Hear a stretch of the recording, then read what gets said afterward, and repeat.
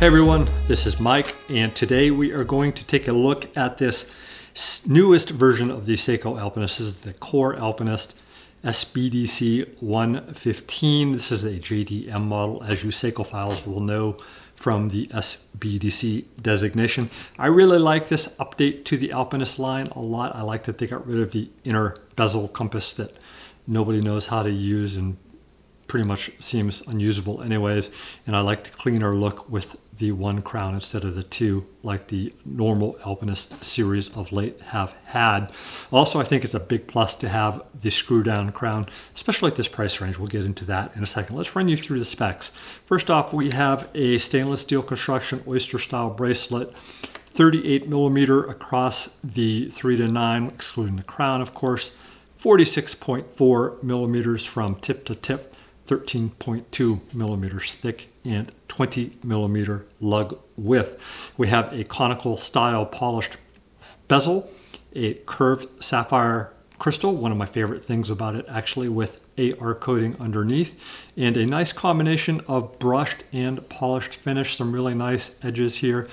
Really nice, classic, reminiscent of a Rolex, of a vintage Rolex Datejust as far as the case goes overall. The dial here has a really nice texture to it, and a little bit, you can see a little bit of a vignette there where it gets darker out of the edge. It does have very minimal signing. Classic numerals at the even numbers and hash marks with a railroad track style minute track. And you notice that the numerals here are very reminiscent of the older style Rolex 1016. I'm actually a fan of these numbers. It also has a date window at the 3 o'clock. With a little bit of an outline. The date window is contrasting. Really nice dial, very easy to read. We have a gold cathedral style handset as well, and of course Seiko's famous Luma Bright that glows a nice blue for a long time. Seiko equipped this watch with the 6R35 series movement. This is an update to the 6R15, a long-running 6R15. It vibrates along at 21,600 vibrations per hour. Basically what Seiko did is they slowed down the 6R15 from 28.8 to 21.6 vibrations per hour, and in doing so they were able to give it a longer power reserve, up to 70-hour power reserve. This one's currently running at about plus 6 seconds per day, well within their plus 25, minus 15 second range. The bracelet here is an oyster style bracelet, very nicely finished as far as the brushed and polished finishing goes.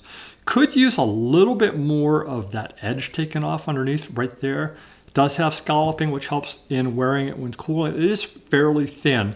A couple of weak points with this bracelet here to discuss though. First off, pin and collar for a $700 watch I don't think is acceptable. I'd much prefer to see a screw pin adjustment here. And the second thing is actually two other things with this clasp here.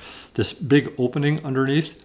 Pretty sure this is the exact same bracelet that Seiko used to use on the SARB 33 and 35. It certainly is very familiar with the twin trigger deployment, that big gap, and the 2-position micro adjust that was notorious on the SARB 33. So it is keeping our aftermarket bracelet manufacturers happy. That is to be sure. Let's run you through the good and the bad on this watch. First off, the good, the great size, the vintage look, the screw down crown. It is an unsigned screw down crown too. I forgot to show you that. Apologies for that. See if we can get the camera to focus there. Give you a better look. There you go. That's your screw down crown. Now I do have to admit too, as far as the operation, I forgot to show you the operation on the dial here too. As far as the operation on the dial, the hack and the hand wind goes, everything is very precise here. There's not a lot of slop when you're adjusting, as far as, you know, sometimes you get some watches where you can turn it a bit and you can't seem to get it set to the right time.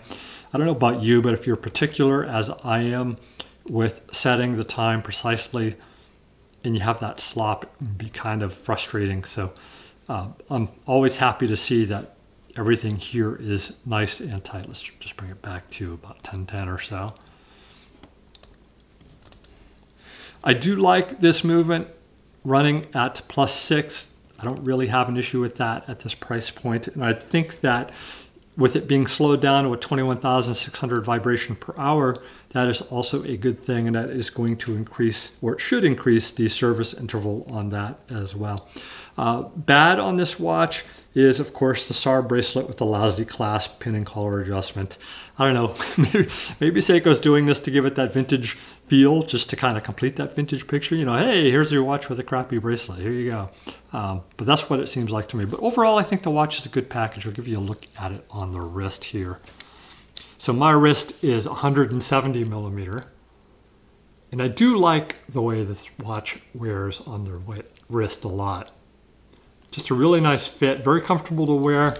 I like the 38.2 millimeter size a lot, and I'm happy to see that Seiko is making something that's not, you know, 40, 41, 42 millimeters, as, you know, seems everybody is going that way. You know, I'm always happy to see a watch like this that is sub 40 millimeters.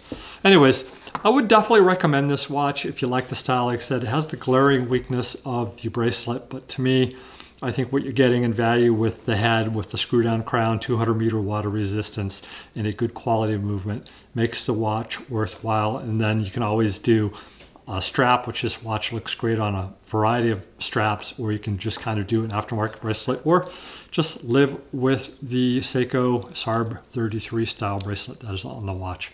So that is it for the review. And real quick, while I want to mention it too, you can see, just wanted to run you through this real quick. I have my SBDC101. This is the 62 Maz reissue on the new Bark & Jack NATO. I just wanted to give Adrian at Bark & Jack a quick shout out on this. He really did an awesome job on this strap. By far the nicest NATO strap I've ever worn. It's just the finish on this is beautiful, and he nailed it on the hardware.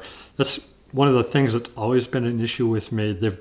All of the other NATO straps that I've worn, whether it's been Blue Shark or whatever brand, they've either had a bad clasp, or, you know, they've given you a polished clasp, or, you know, I haven't liked the fixtures, or, you know, there's been a number of issues. So, you know, Adrian really nailed it with the specking on this. I like that he used the round holes. It has a nice length. It has a really nice soft, supple feel to it. And the edges are also just really nice and soft. So there's no, I've worn some tubular ones that, you know, the edges, you got to run them through the washing machine a few times before you can really wear it. So good stuff there from Adrian at Bark & Jack. Give him a check over on shop.barkandjack.com, and definitely recommend his new NATO strap. Anyways, that is it, you guys. I hope you enjoyed this review. Please give me feedback. Let me know what you think on this.